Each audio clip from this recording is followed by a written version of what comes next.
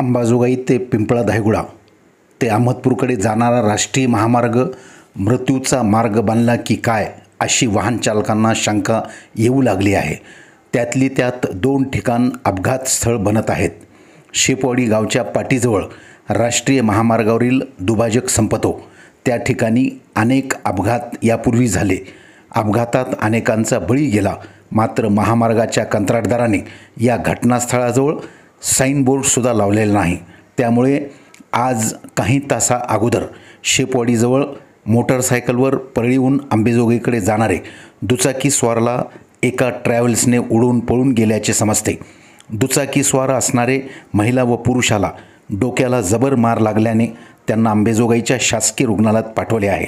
सदरील जखमी परळी शहरातील बरकतनगर मधील रहिवासी असल्याचे समजते। त्यांच्या मोटरसायकलचा क्रमांक MH44H5701 असा आहे। पिंपळा धायगुडापासून अहमदपूरकडे जाणाऱ्या घाटनांदूर रस्त्यावर सुद्धा पुलावरील खड्ड्यात यापूर्वी अनेक वाहनाचा अपघात झाला। परवा उजनी येथील एका दुचाकीस्वाराचाही अपघात झाला होता।